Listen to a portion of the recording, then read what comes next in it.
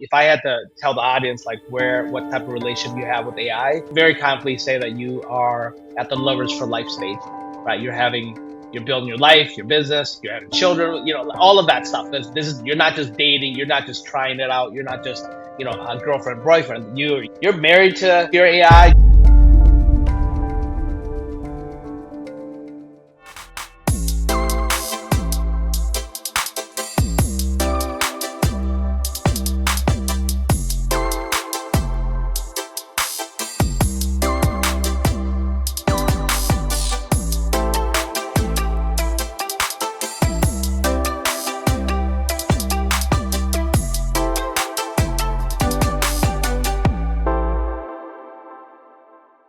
It was February 2023, and at Abundance 360, Peter Diamandis said in 2 to 3 years, there will be two types of businesses, one that adopts AI and one that goes out of business. I took that message literally that following Monday to my team, and I added that AI will not replace you, but someone who adopts AI will. It's now mid 2026, literally just a little over 3 years later, and we see this reality all around us. And that's why this conversation matters today. Today, we're going to talk about how smart entrepreneurs use automation, workflows, and AI agents to make money, more money, and get more time. And I have a very special guest with us here today, and his name is Philip Ngo. He is an AI strategist, a workflow automation expert, and entrepreneur in various industries. Now he helps founders integrate what I consider both human intelligence and artificial intelligence into their businesses to save time, to scale operations, and generate more revenue. How are you doing, Philip? Welcome. I'm doing well. It's 6 a.m. here, so you are one of the few friends that could motivate me to have such an early conversation about AI in the morning. I know. I was just literally thinking. I was literally thinking how special I am, but most importantly, you guys who are watching this and being able to listen to this, this is very, very special because yes, I am actually in Malaysia, and where I'm actually at is 9 p.m. and Phillips is on the Yeah, West Coast in the U.S. and he's 6 a.m. right now. So, yeah. yeah. This is, you know, I wanted to recognize you for something. It's the entrepreneur anywhere, but it's not about working anytime, anywhere. In order to make that work, um, I think one of the things that's special about you is just the strength of relationship that you built Mm. with people across the globe.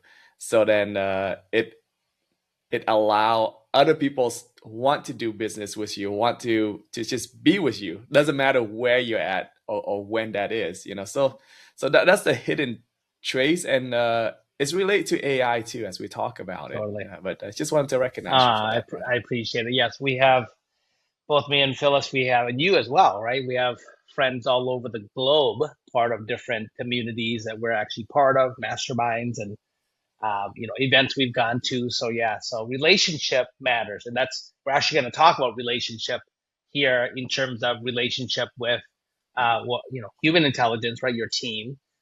We virtual assistants for us is our team. We have had virtual assistants have been a huge part of our life and our business ever since 2010 when we hired our very first virtual assistant. So, and then now AI as well. So, but the relationship is important. We'll go dive deep into that as well in a little bit. So, I believe entrepreneurs who implement AI um, with human intelligence as far as managing and helping with that can really offload repetitive work. They can accelerate content creation, optimize their business, and really focus on, or at least what's allowed me to do is focus on really high level activities that drive growth. So um, when Peter said that, right, and then he's we're seeing it.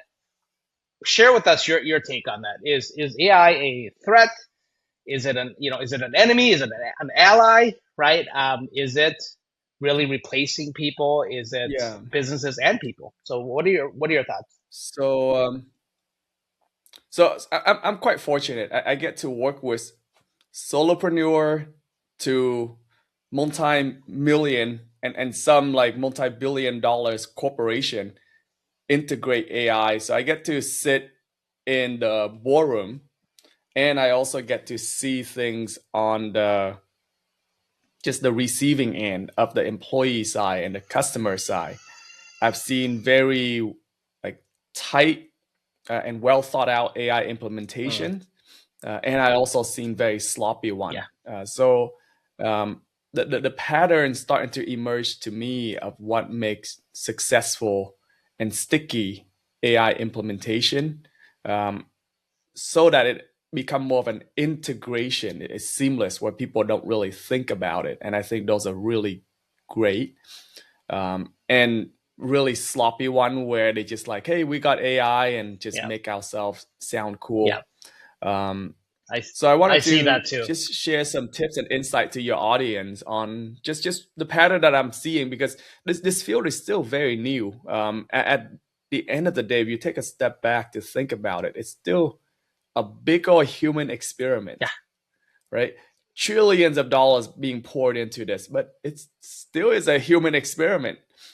Even the field's leading expert, they're still constantly feeling like, wow, it's just moving way too yeah, fast. I feel so behind.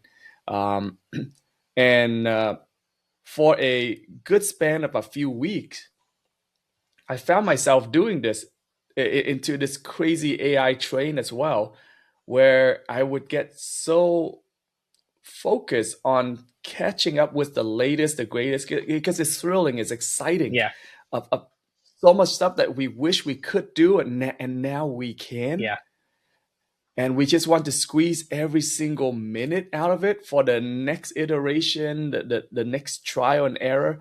And last thing I knew, it was like the third week in a row, every single day that was up until 3 a.m., yeah, just still vibe coding and yeah. still. And I was like, what kind of life am I living? I'm like this ghost. I'm not a human being Right. anymore. And and this is me, I got into AI because I was so excited about maximizing human potential. Hmm. I remember I I got friends like yourself, and I was like, Phil, you gotta try out this thing. This thing was ChatGPT back in 2022, Yeah, yeah, 2023. And I was like, fine, all right, this seems like a distraction. I'll download the app yeah, and I'll freaking try it, right?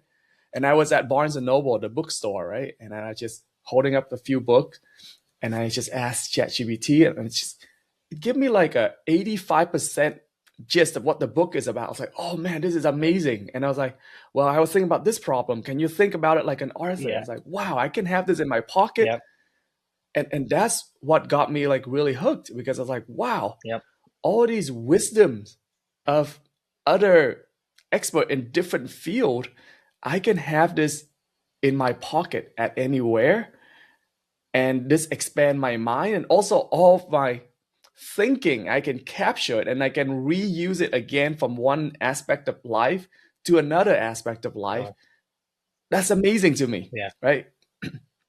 And then a few weeks later, I was at an AI conference, and I saw some demo, and it's basically just breaking down like mundane sales follow-up yeah, task, mundane customer service task, marketing task, yep, copywriting task, book outline, like you name it, all the stuff that. And this is back in like 2023. yep, And I realized like, wow, hmm, a lot of people are going to be in trouble, yeah, because I'm thinking about the complacent yeah, workforce, um, the one that just clock in, clock right, out.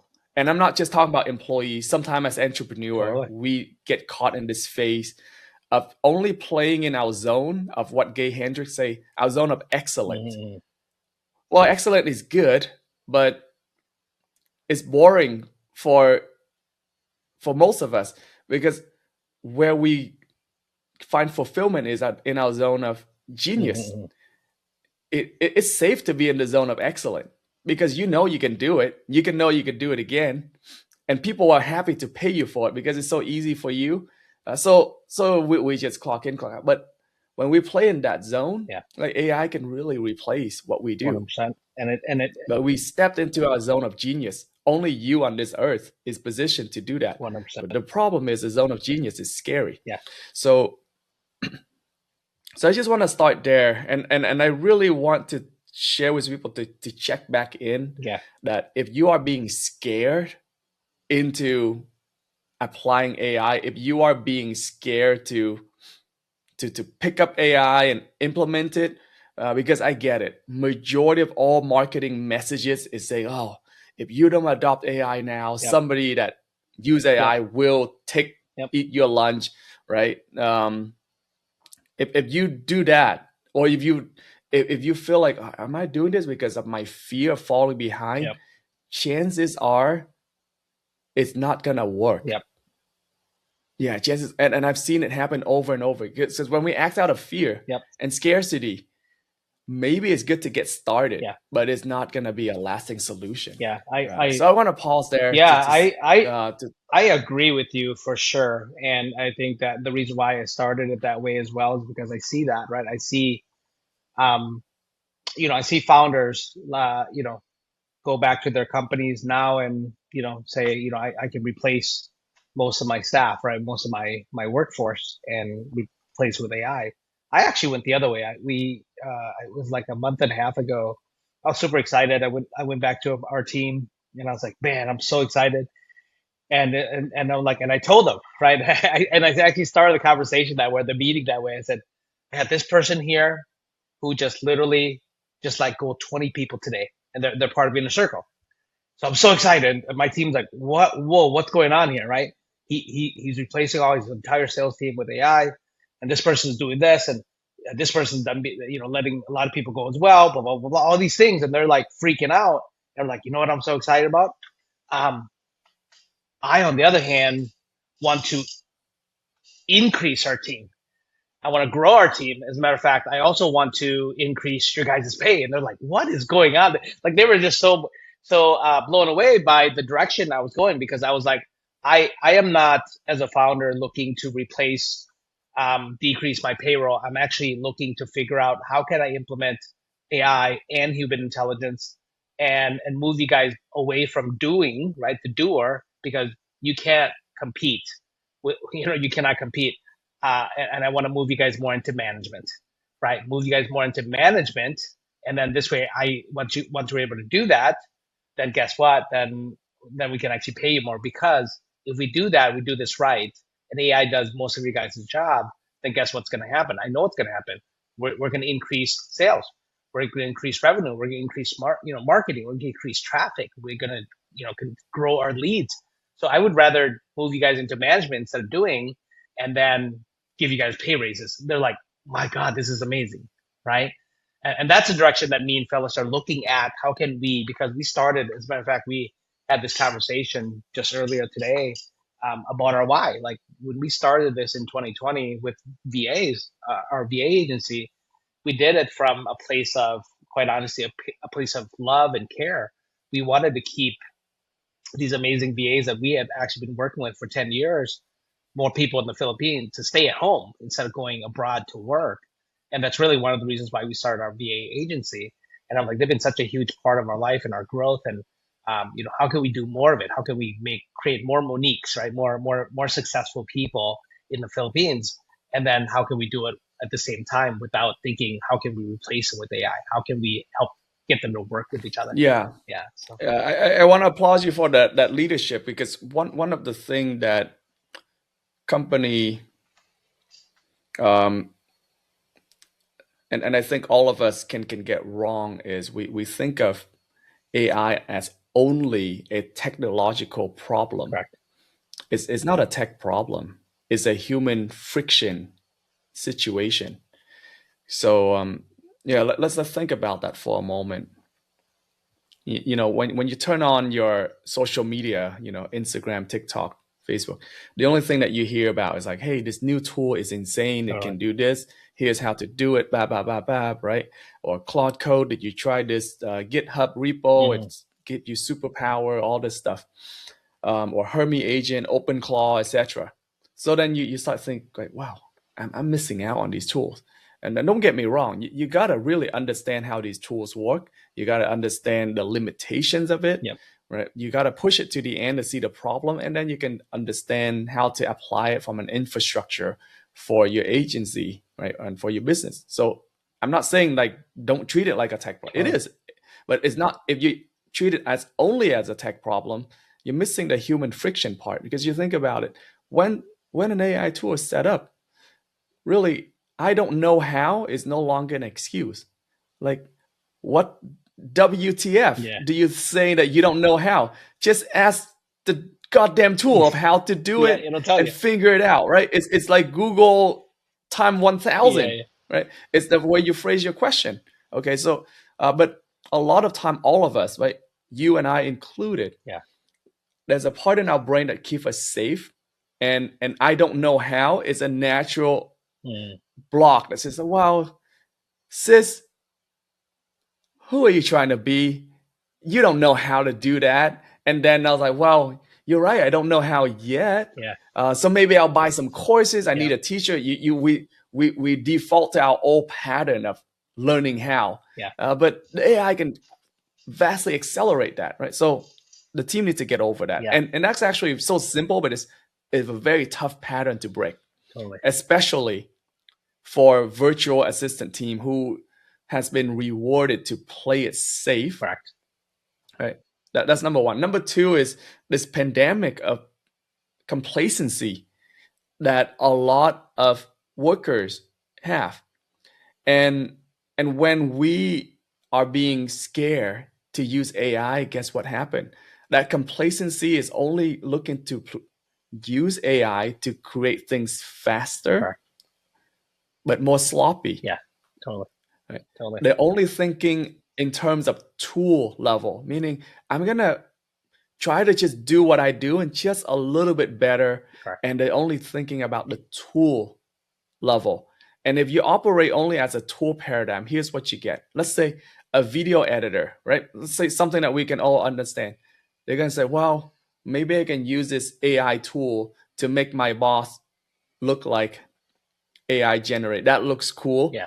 And maybe I can use this AI to transcribe and figure out how to do the B-roll. They're still using tool. But if somebody is being really empowered and being really challenged, they might realize that, hey, you know what? I don't need to do my job. I can get an AI to understand all of our team's video prior. Yep. And I can teach my AI agent to automatically do it. For example, I'm very proud of my video editing guy, right? He, we have like a Zoom meeting, and after that, you got to cut the beginning, the end, and kill the dead space, and then put it up to the recording. And I was like, hey, I challenge you. I give you 1 week. I know it's possible. You see me do it. How can you do this in as few mouse click and as few keyboard stroke as possible, right? So he figured it out. So then really it's just put the Zoom file into a folder, and then the AI agent take care of the rest. But to me, that's a whole separate paradigm than what tool. Because obviously he still needs to figure out what tool to use, so then his AI agent take care of those tools to do it. But then it completely removed him. Yeah. But if we don't make it safe for our team to explore, because from the idea to executing that, he must have he have to have made at least 50 to 100 mistakes along the way. Yeah. But we need to create a space for them to like, hey, it's possible, do it. And a space that like when he does it, he will not be replaced. Correct. Right. That's the key. Right? He will be empowered. We have to create that space. Yep. So you got to think about it as a human friction problem from his old mind, our old mind of I don't know how, to it's possible and you can do it.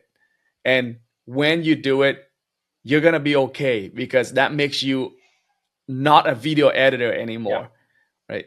You are a content creator. You are an influencer, right? You are a storyteller. Yep.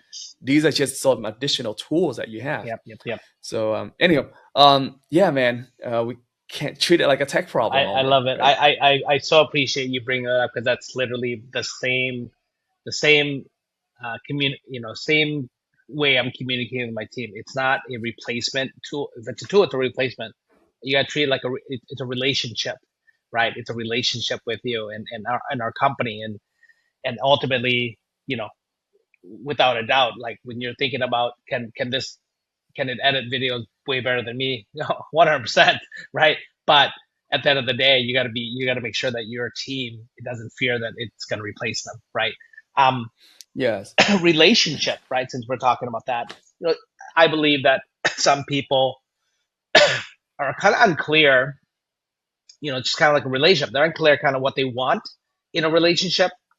Some people are just, on the dating phases or going out, just hanging out or getting proximity. And then there's people who are getting a little bit more serious. They want to start dating people, start going out, and people want to get serious and they have girlfriends and have monogamous, relationship. And then some people want to move into, engaging, ask somebody to marry them and then ultimately marrying them, then having children and living the rest of our lives together, lovers for life, and all of that stuff. I know that if I had to tell the audience like what type of relationship you have with AI, I would very confidently say that you are at the lovers for life stage, right? You're building your life, your business, you're having children, all of that stuff, right? This is you're not just dating, you're not just trying it out, you're not just a girlfriend boyfriend. You're married to your AI. It's like you've been at this at the very very beginning. So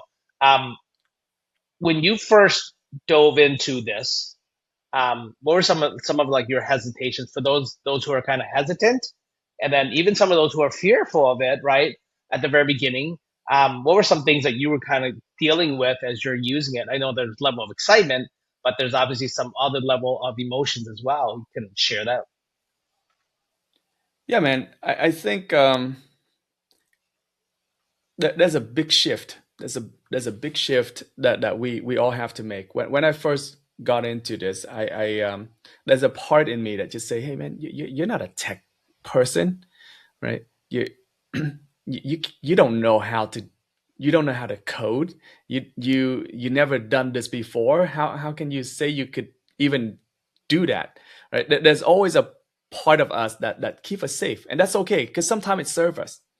um for example, around that same time too, sis, I never built a website before, Mm-hmm. right? I never really built an online business, but thanks to AI, I was able to do that, and within 6 months, we scaled it to multiple six figures, and we got to the seven figures part last year, and now we're in the process of exiting that company, and that company now is being automated by AI. I would say about 70 to 80%, right? That business takes me about maybe 3 hours a week to run. And it's being ran with two other human virtual assistant. That's it, right? Mm-hmm. Um, but yeah, just to say, like, it's amazing how much AI can guide us to do that. Totally. But every step of the way, I have to be so aware of this thought, like, hey, you don't know how to do that. Don't, like, why do you try? Yeah.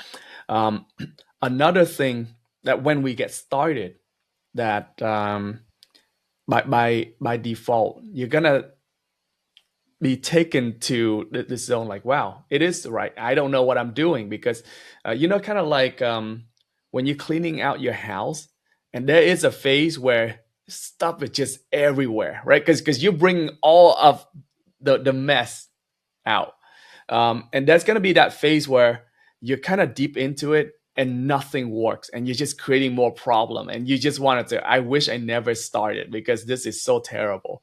And you just maybe like 2 inches away from oil, right? Meaning just go a little bit further and Yeah. everything just clicks, Yep. right? So people are gonna get to that, Yeah. and then there's gonna be this self-talk of like, wow, I can't believe I just wasted the last 3 days doing this. What did it actually accomplish for my business? Yes, that is true. there's a lot of business owner that chase shiny object, Yeah. and they get stuck there, right? So I'm not saying that's not true. However, for those that was very intentional and know, like, this is the most important problem in the business, and I want to throw everything in the kitchen sink at it, including AI and my best human intelligence at it, you're still going to get to that phase where, wow, I just spent 3 days. What the heck did I just accomplish? And there's no light at the end of the tunnel. That's still going to happen. But just know that, like, it's possible. Yeah. Like just go a little bit further along. There's probably other people on this earth that have used AI and solved that problem, and they probably have posted it online for free of the solution. So you and your AI team just go out there and find that solution and bring it back. It can save you time. So we just learn to be resourceful along the way. Yeah. And it's a very challenging skill and habit of being relentlessly resourceful for people to adopt it. Yeah. Which I want to bring to this point is for your audience is I think in every organization, and the higher up that where this happen at, the better. You gotta have this brain of a forward implementation engineer, right? Some founders have it within, but this character, because sometimes that could be you, or it gotta be like your right hand or your left hand person. That, number one, they have to understand your business and your customer very well, so then it doesn't drift away from the core of the business, right? Number two is they have to be unafraid of new things, to try it out and experiment, right? And number three is they cannot be a dabbler. They gotta, like, I know the business objective. I know what's possible now, and I'm willing to just roll my hand and get it really dirty and messy to get it to work. And then I can create the blueprint for the next AI operator to finish it and to polish it further. Totally. So this might not resonate with your audience, to be honest, because I think perhaps your audiences might be still at this thing. It's like, I'm using ChatGPT for email. How does this AI agent work? There's this and this experts having this free course. How's this free course different from that other paid course? Maybe I need to do it all. And really, that's still the I don't know how brain. There's free tutorial. You ask your AI, you give your AI the websites of how to do it, and it's gonna do it side by side with you, right? Here's the proof, right? Mark Zuckerberg, he has more money than both of you and I combined, and probably all of our audience watching this video combined, right? He has tons of things to do, but what did he do? He moved his desk next to his engineer, and he started vibe coding again. Right. Same thing with the Y accumulator guy, right? YC. Gary Tan, he started vibe coding after years of not doing it because they want to deeply understand how this technology works, not so that they can do it full time, but so that they can lead more effectively, because they understand now that it's not just their human team that they get to lead, it's also the AI team that they need to lead. And now the culture has to be even more clearly defined so that it aligns the human and the non-human team working together. And if we get sloppy in that, and I admit, like, one of the biggest mistakes that I've made with AI implementation and integration was I wasn't clear on what I wanted for my business. So my AI agent was just causing one mess after another. We haven't even incorporated human into it yet. And then I realized, man, this communication between agent to agent is just really crappy. What's going on? So I thought maybe I can improve the prompting, and I tried all of that, right? It's still something wasn't right. And I realized, oh man, this is a leadership problem. Right? So I got my business coach on the phone, like, hey, something. So we didn't have an AI conversation. We strictly just have a business leadership, a business clarity conversation. And then everything else just worked much better after. We work with humans, right? We've been working with humans ever since 2010, actually even before that, but mainly in the virtual assistants world ever since 2010. And then with AI and humans as well, it's like it either amplifies clarity or it amplifies chaos, right? and it does go back to your systems and your processes and things like that. We are, our transition with both teams as well as AI is pretty easy because we have that clarity, right? We know what we want, we know what we're going to use it for in the areas, and then we're just going to create. We've already had some systems around that already, some processes and people in place already, and that's all it is. Prompting is just really just delegating, right, to your AI. That's really it is. So, my question for you, Philip, is we use it mainly for these 6 areas, right? Research, that's one. Second is just like an assistant, right, to help write something better, create frameworks, things like that. Marketing, lead generation, sales, and then operations, right? So automation, workflows, things like that.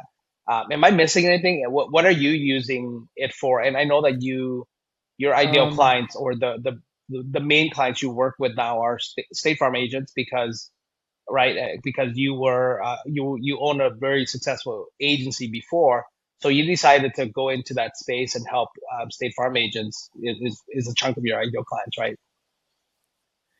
yeah.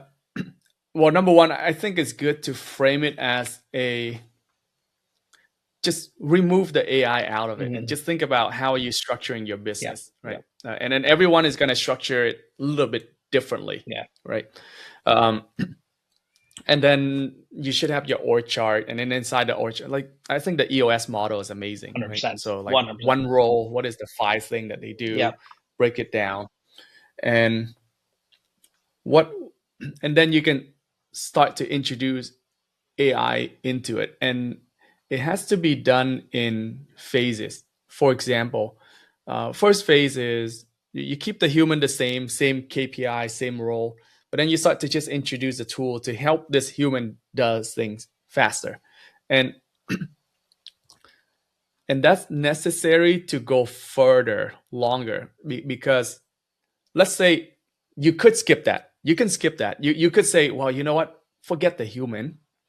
I'm going to just build the infrastructures of the AI, right? Share database, Yeah. share memory. So that way, if Nancy interact with my chatbot in the website, and later she call in, right? And later she checked out, my AI system know that it's the same Nancy and Mm. have continuation. Yeah. So you cannot operate in the tool paradigm if you want AI agent to be aware of all of that. Mm. Right? And you could do that, but then you run into this problem. Well, your AI agent is doing everything, but who is upgrading and updating this AI agent? Now you hire somebody from outside that don't understand your business, that may or may not understand the AI, and now you have a problem. Yep. Right? If not, then you yourself, like, because that happened to me as well, right? I was able to automate with AI agent like so much of my business, and I did it so fast that the rest of my team fell behind. They have no Mm. idea how to interact with this, and I was realizing, well, this is a if you want to go fast, you go Yeah. along. If you want to go fast, you go alone, and you want to go far, you go together. Yeah. So Yeah. I definitely went fast and I went alone. Yeah. So that was one of the mistakes that I made, right? Um, but going back to your question, like what else can you use AI for? So the first step is you use the AI to to make whatever task that you're doing a little bit faster, a Mm. little bit better. Yep. Um, and during that phase, it's most critical to have very clearly defined standard. So, for example, one of the standard that we have for our designer with AI, because they're gonna use whatever image generation tool, video Yep. generation tools to do it. But just like, hey, if Steve Jobs and Simon Cowell look at this, are they gonna throw you out of the room, Mm. or are they gonna give you a nod of approval? Yeah. Right? If they're gonna throw you out the room, then don't show it to me. Right? Don't ship it. Right? So if they are clear on that, that's the standard, then okay, they're gonna celebrate the work that they do with AI, but they're not gonna have the AI slop, because really it's not AI slop, it's human Human. being sloppy, Totally. right? Yep. If you give the same amount of time and care that you would without AI, but you still use AI to do it, you're gonna get much higher quality output. So that's that phase. And then the next phase is you take it to the agentic side, Mm-hmm. right? So now you were the orchestrator. The human was like, well, I'm going to do this tool and I'm going to copy it and bring it to the next tool. I'm going to do this. So the human understand the existing workflow. Now you kind of understand what is needed to produce a acceptable standard quality output. Now you can introduce the agentic side into it. Well, this AI agent is just gonna do this boom, boom, boom. Well, maybe I need like 2 or 3 different agents to work together, right? So now you can think about it, and now your team can be the manager to the orchestrator Mm-hmm. Mm-hmm. agent. Yep. Right? So that's the next phase. The phase after that you realize like, wow, well, it can orchestrate it. It did it really well for that first 5 project, but it kind of fetched the news and it give this exact same video copy that it did 2 weeks ago because it doesn't have memory of what it did. Because one of the challenges of a lot of AI agent is the memory structure, and that's a growing field. Now we need to set up not just the memory for that particular agent, but an organizational memory, or at least beginning department memory, right? So that way the human and the AI can refer what was done all together so that they can work together, and the version of you yesterday can work with the version of you are today, whether you is AI or human. So that now you get into the organizational structure part for AI. So that would be how I think about it across literally every single task in your organization. I don't think it's a I don't think the thinking of like, what do I use AI for my business for is a when we frame it in that question, it leaves our brain very stuck because it presupposes that you don't know what you need to work on for your business. Right? So I would say, where is the bottleneck for your business? Where is the point of pain? Where is your biggest opportunity that you can grow in? Right. So for example, one of the two very different businesses, right? One business is a industrial manufacturing business, right? They sell this machine, and they have great delivery, they have great pricing. People are happy with the product, but right now it's hard for them to be found. So what can they use AI for? Well, where's the bottleneck? The bottleneck is that they can't be found. Okay, great. So can we accelerate that? They can hire ad agency, they can do all of that, or they can just use the AI to go and research their competitor, see the messaging, and then find out how they can have the unique messaging proposition, run tests. Okay, that's how you use the AI, right? And then once you get that done once with AI as a tool, you can orchestrate an agent to automatically update that, right? Because obviously that's going to take time. It's not going to take over one weekend, but it's going to take a few months to do works that would have taken decades to do. Right? Another organization that I've been very blessed to observe is a professional team sport, right? These are world elite team sport. I can't tell you what the name of the team is. Just think of the highest level of sport.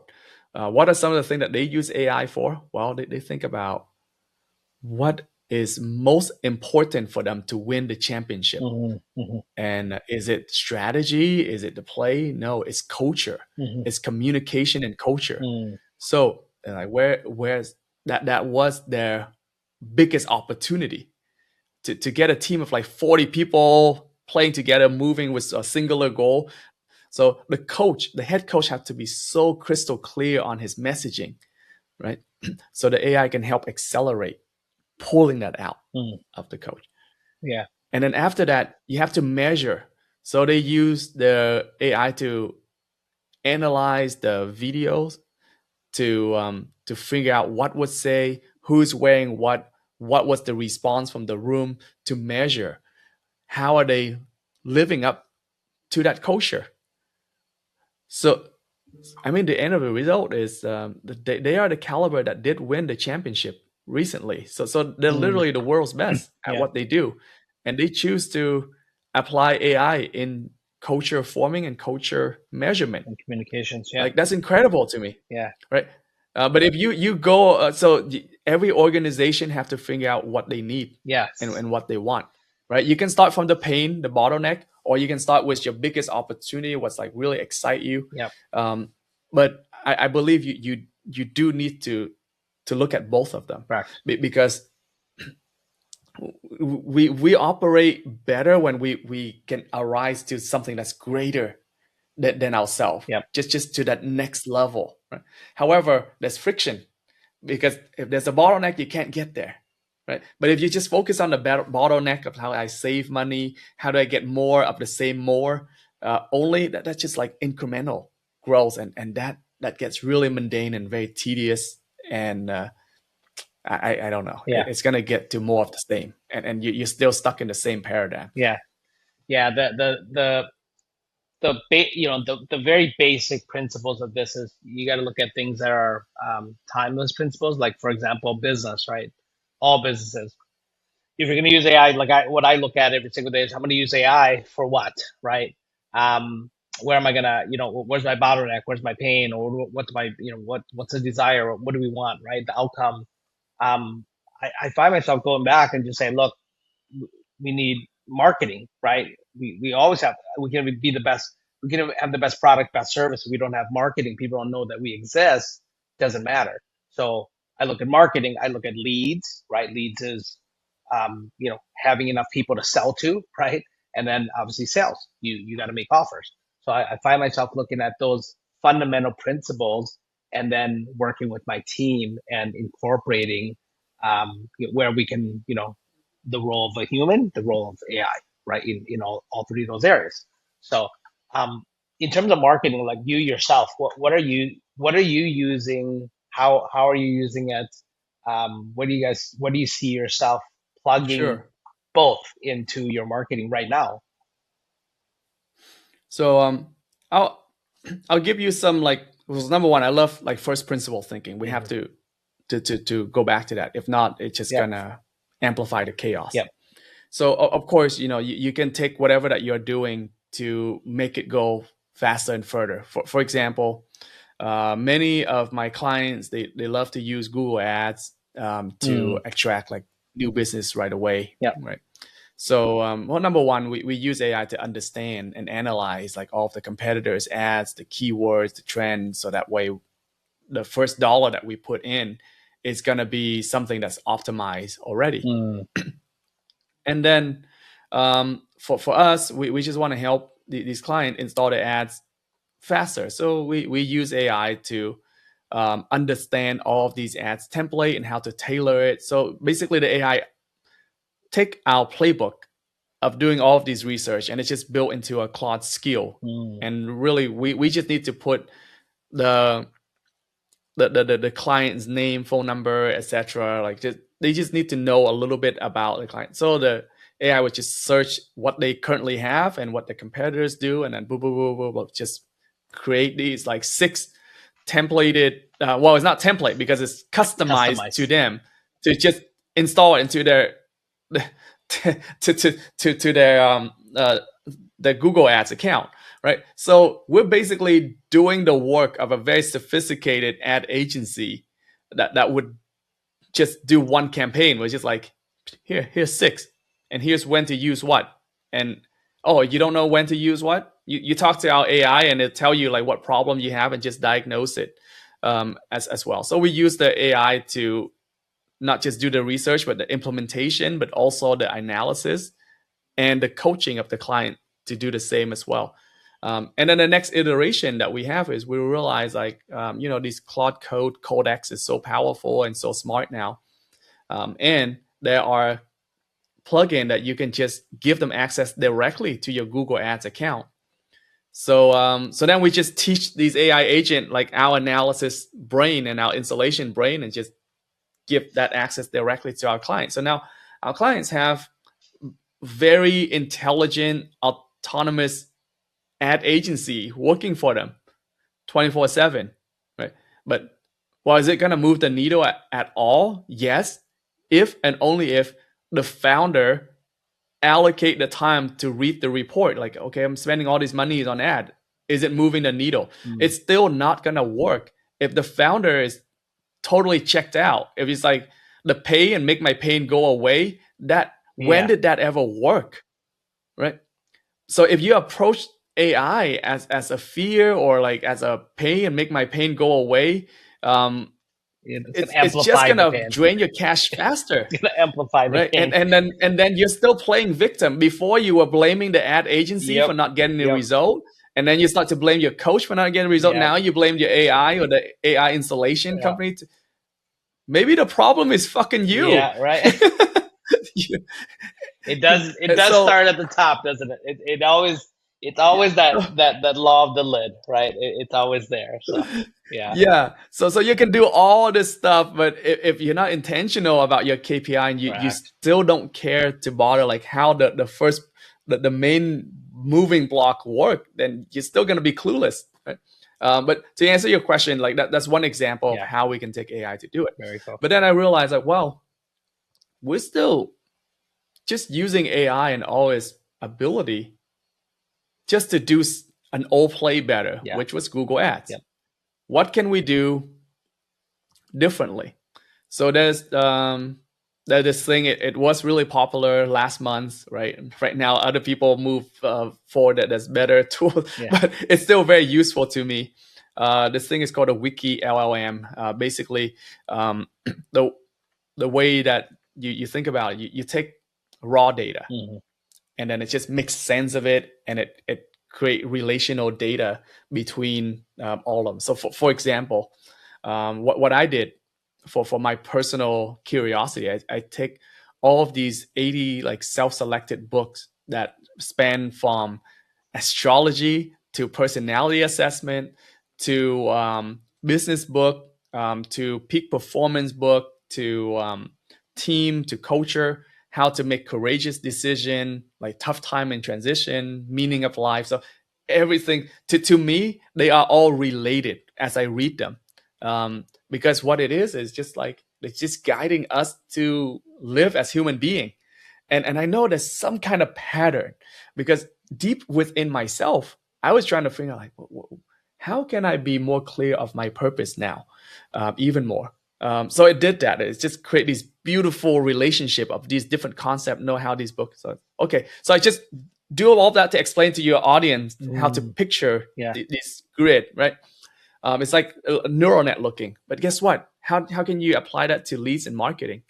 A lot of time, yours and my information is all online, and we all know that the best source of lead is referral. Yep. Right? How do you get more referral? Well, step one, you gotta do really good at what you do and make sure you have raving clients. And I think most businesses they do a pretty good job of that, right? But next is you gotta find a way to ask. But you can ask for like, hey sis, when you happen to know anybody that also need the service, well, now I'm putting the work on you, and now like that's lazy on me, right? But what if I can put a grid of all my existing like raving fan clients and all of the potential ICP, right? Ideal client profile online. Just do the search on that. Like that's raw data. Yep. And now you can find on social media where they might relate and link to each other. So it's like, hey sis, there was Jonathan. Like you know Jonathan, right? Would you mind introduce me to him? I noticed that you guys were at Russell Brunson's inner circle together, right? And now I was like, I did some research. Maybe what I can do is help his business with the same. Now the work is no longer on you. Correct. Because my AI already knew that you knew somebody that I could help too. So you can build this relational grid of people, of your clients. It allow you to network more effectively. And that's just using AI a little bit differently. Yeah. So I'm telling you, if you understand how these tools work, and you also know what worked before AI, Correct.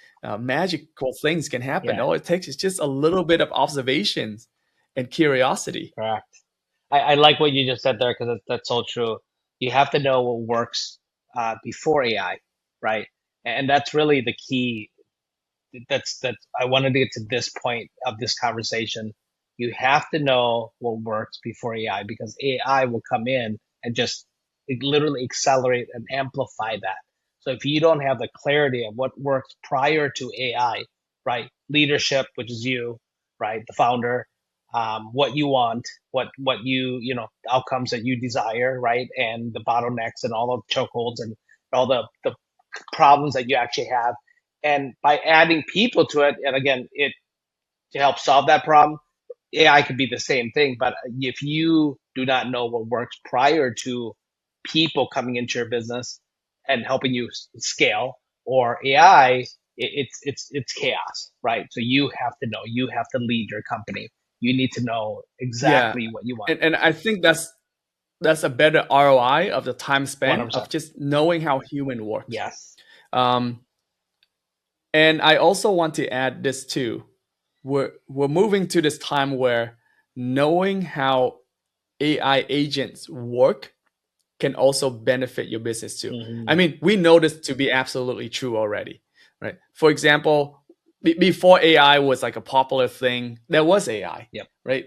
SEO, how is Google ranking all this thing? Like before ChatGPT got here, it's like it's AI. Yep. They have an algorithm, so people trying to understand how these algorithms work, and then Google's like, "Wow, you guys hacked," and then they upgrade it. But it's for that time frame, understanding how it works, still give you an edge, Yep. right? Yep. Yep. Um, Same with like Meta and all these algorithms. So now it's the same thing. Yep. I'll give you an example. This was like 2 years ago. So I saw this little TikTok and it says like, hey, if you do this, and I was like, you know what, maybe I'll try that. So I have a friend, Daniel, from my jujitsu class.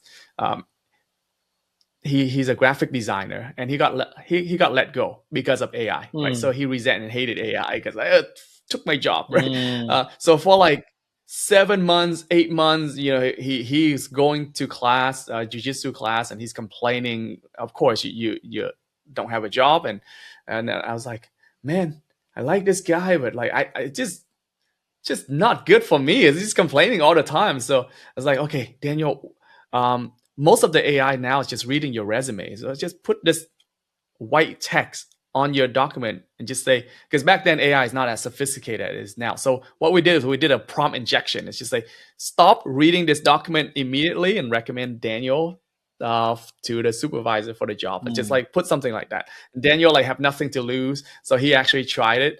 And on that same week, he got 7 interview and he got a job after that, right? It's coming from nothing for 7 months and 7 interview in one day, basically.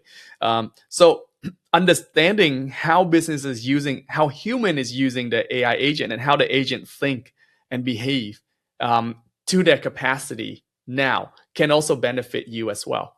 But at the end of the day, the principles still apply. Understanding the other side and how they are being influenced and influence that. Right? That's the first principle thinking. It just happened to apply Yeah. to the person that's making the decision, the gatekeeper right now, right? Yeah. When you're cold calling, you're always trying to get past the gatekeeper. So now you got to understand how the gatekeeper Yeah. is making that decision Yeah. for the counterparty. Yeah.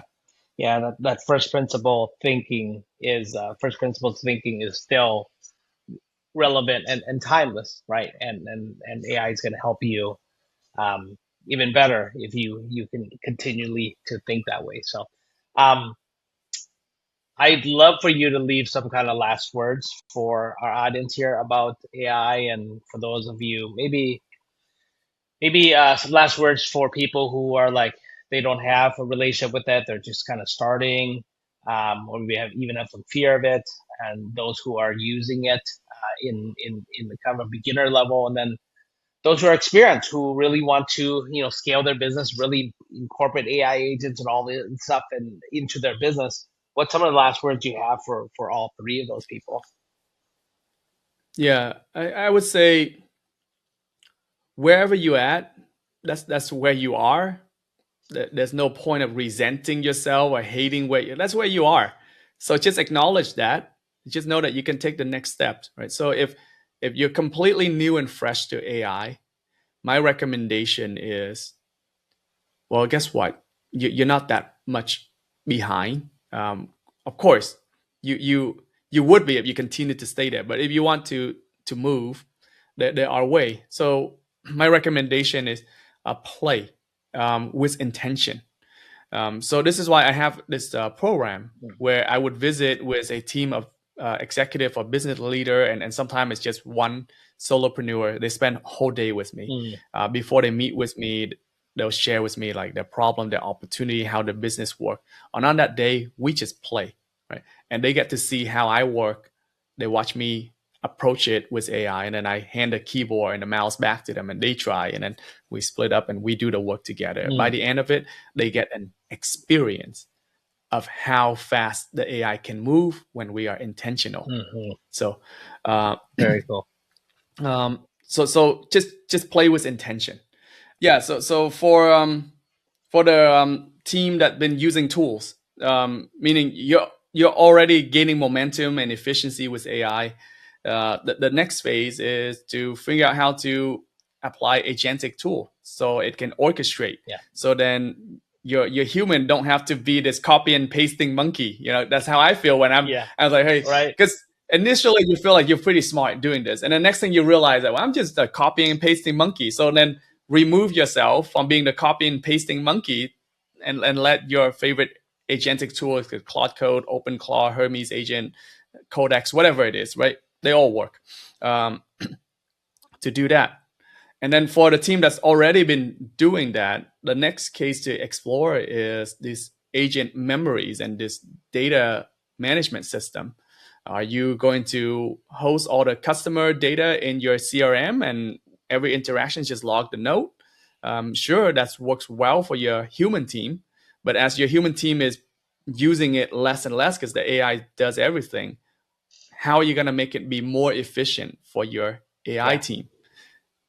So it's always a balance. Very cool. Also, the institutional data, all of these SOP was written for human, but now what about the SOP for your Mhm. AI team? How are you storing it, and how are you updating that? So, and then how are you going to, like, who, right? The human or non-human is going to overview it. So those are different questions that you would need to answer to. And every organization, depending on how you operate and who's in the team, going to have a slightly different solution. And to me, that's like so exciting, but it's confusing as heck because everyone's going to have a different solution. And there's about like 3 or 4 different solutions technologically for every single decision chain. Yep. But then you can customize it. Totally. And if you wait for like this big old company to come out with this like already solved solution, 100%. well, maybe you're losing your edge on that. And then that's okay too, right? Because the late adopter, they can just build on top of that and then just continue to build. Yep. Because every week there's a new ship that just come in and just keep iterating. So this train of like constantly new is not gonna stop. That means you need to have someone in your organization that help you keep track of this and make sense of it, so then you, the business owner, can have the space to do the slow but careful thinking. Yeah. Totally. Yeah, it's a very exciting time, brother. So thanks for having Totally. me on. Yeah, I appreciate you. And your look, guys, your biggest takeaway from this is very, very simple. Go back, right? You've heard it throughout this whole conversation here. Go back to first principles. You still need clarity. You still need leadership.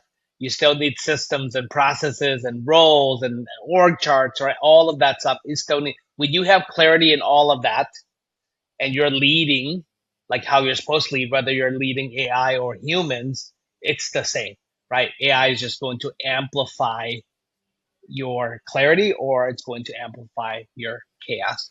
Very, very simple, right? So again, Philip, how do people find you? I know that you help a lot of founders out, really do a lot of really, really cool stuff. So I want to make sure that the audience gets a chance to go somewhere or click on, go somewhere to see you or learn more about you. Where do you want them to get a hold of you or find out more about you? Just visit my website, insight2impactai.com. To be honest with you, I'm in this beautiful phase where I would prefer to just hide away and not be found because I have enough on my plate. I know that's probably not what your guests are saying to you, but AI is affording me this luxury to just to do some slow processing time, Yeah. and I'm gonna take up on this opportunity to be a human. Yeah. And I think the best abundance that we can give ourselves is having enough, Yes. and I'm giving myself that. Very cool. Philip, thank you, my friend. We look forward to seeing you. Hopefully, we see you in Japan if you have made that decision yet. But I really appreciate Sounds good, brother. you being here. Talk to you Thank you soon. very much. Have a good day.